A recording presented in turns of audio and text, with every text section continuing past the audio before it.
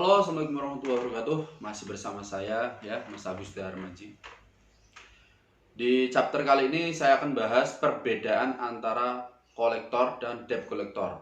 Perbedaan kolektor internal dan eksternal ya. Oke, aku akan bahas langsung aja. Saya akan bahas kolektor internal. Apa tugasnya? Tugas mereka yaitu satu, mengingatkan angsuran yang telat, memberi surat peringatan 1-3, menagih utang, dan mereka itu dapat gaji dan masih punya etika lah ya, maksudnya masih punya etika dalam penagihan itu, tutur katanya masih santun dan halus dan masih bisa diajak bersahabat. Ya bukan berarti yang eksternal nggak bisa bersahabat, justru eksternal itu malah linknya malah hebat. Nah, kalau eksternal atau debt collector atau orang Jakarta kalau bilang itu profesional kolektor. Mereka itu satu, nggak dapat gaji dari pihak leasing atau finance. Kedua, dia itu harus cari hasil sendiri melalui hasil tarikan atau tagihan yang bisa bayar full misalkan. Dan dia itu bukan karyawan, tapi dia ikut salah satu CV atau PT, CV ya, ikut salah satu CV yang CV-nya itu sudah melakukan MOU atau kerjasama atau rekanan ke finance ya. Mungkin katakanlah ini CV lampu misalkan, ya, ini contoh hanya CV lampu. Nah, CV lampu ini sudah melakukan MOU atau kerjasama dengan finance A, finance B, finance C, finance dan seterusnya. Kalau zaman dahulu itu pihak eksternal bisa langsung MOU langsung ke pihak finance. Nah, jadi misalkan kok ada surat tarik atau surat kuasa nih, itu penerima kuasanya langsung nama, bukan CV tapi nama. Nah, sekarang karena mungkin banyaknya kasus, ya akhirnya manajemennya diperbarui, prosedurnya diperbarui. Jadi semua POJF eksternal atau debt collector itu harus melalui CV buat dapat surat tarik dari pihak finance. Jadi alurnya prosesnya seperti ini. Pihak finance A ini memberikan surat perintah tarik, surat perintah eksekusi unit, katakanlah 10 lembar. 10 lembar ini akan dikasihkan ke CV ini. Nah, CV ini mempunyai anak buah yang disebut debt collector itu banyak. Gak cuma satu tim, jadi debt collector itu banyak. Ada satu tim mungkin ada yang 2, ada yang 3, ada yang 4 orang. Nah, setelah ini dikerjain sama si ini, biasanya 10%-nya kalau ada hasil tarikan, contoh tim A nih, tim A debt collector ini dapat satu tarikan unit 10 juta nih biaya. Yang 10% biasanya akan masuk ke CV. Ya, sisanya akan dibagi. Nah, mereka dapat hasil itu dari proses penarikan, yang bila mana mobil yang sudah terlambat, yang sudah one prestasi dari pihak leasing ini tidak mampu ditangani oleh internal. Nah, makanya itu pentingnya kerjasama. Di sini ada kerjasama. Nah, kenapa kok pihak finance memperbantukan atau memperkerjakan mereka, rekanan dengan mereka ya? Karena memang level, waktu, dan caranya itu udah beda. Mulai dari sisi waktu aja ya. Kalau internal mungkin harus nanganin banyak customer atau konsumen, banyak kalau internal. Sedangkan eksternal ini misalkan ada dapat 3 surat, kan dia akan fokus ke 3 surat. Jadi kalau misalkan nih, oh alamatnya luar kota nih, konsumen berikutnya nih alamat luar kota, debt collector ini akan didatengin walaupun luar kota. Ya walaupun nggak ketemu orangnya, dia akan nunggu itu sampai ketemu ya. Beda sama kalau internal, misalkan kok datangnya nggak ketemu ya sudah hilangannya, nagih nggak dapat ya sudah pindah rumah lainnya, ya kayak kurir gitu.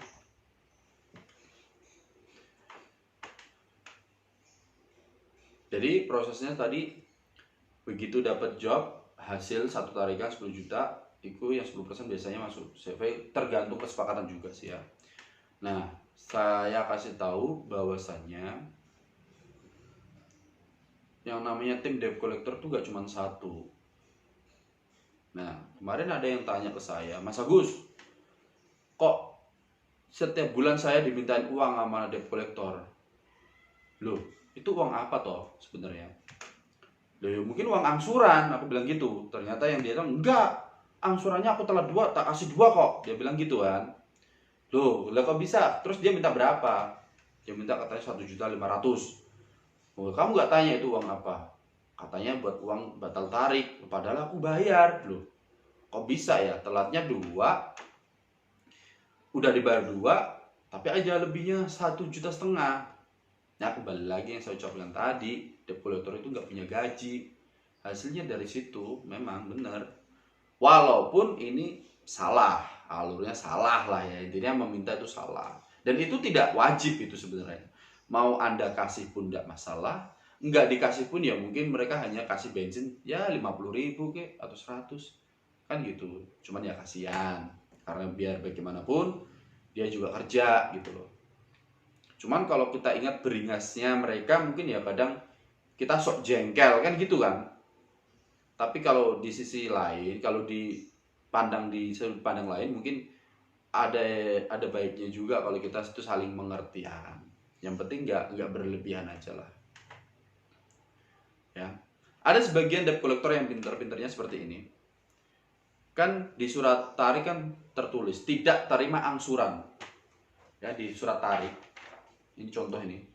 Di sini akan tertulis tidak menerima angsuran. Ya, artinya petugas debt collector atau internal yang datang ke rumah Anda itu walaupun di situ tertulis tidak menerima angsuran, artinya kan harus dieksekusi tarik. Cuman kan eksekusi unit kan nggak semudah gini ya kan juga susah.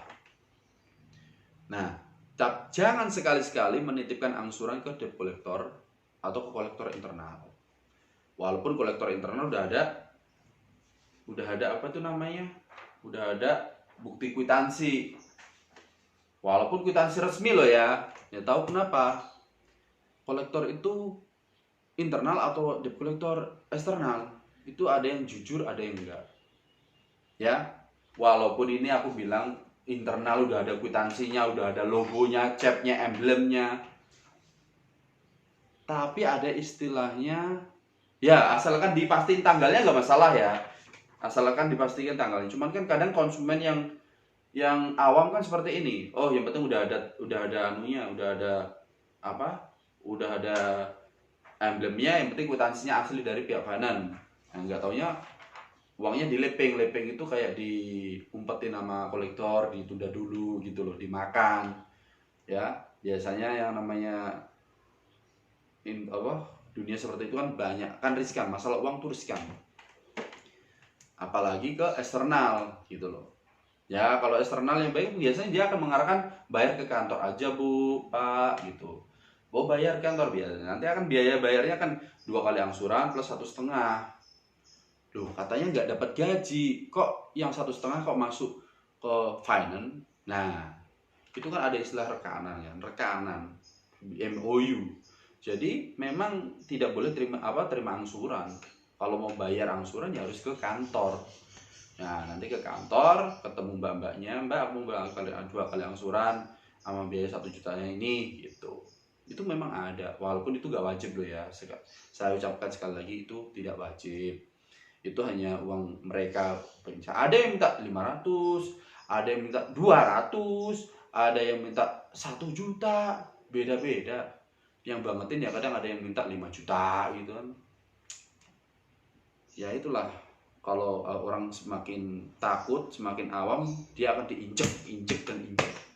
Tapi kalau orangnya udah paham dia nggak bakal keluar uang 1 rupiah pun, gitu loh.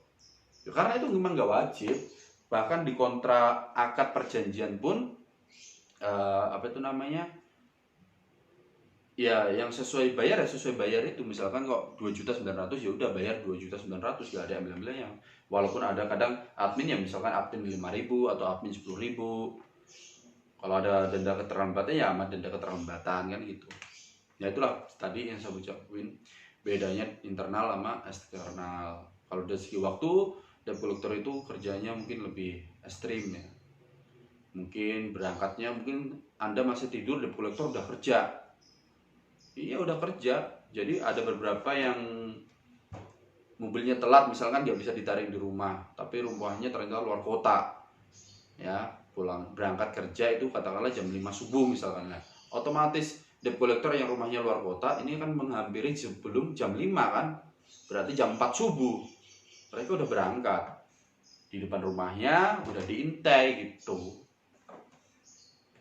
Nah, itulah perbedaan. Jadi salam apa? Sampai ketemu di chapter selanjutnya, oke?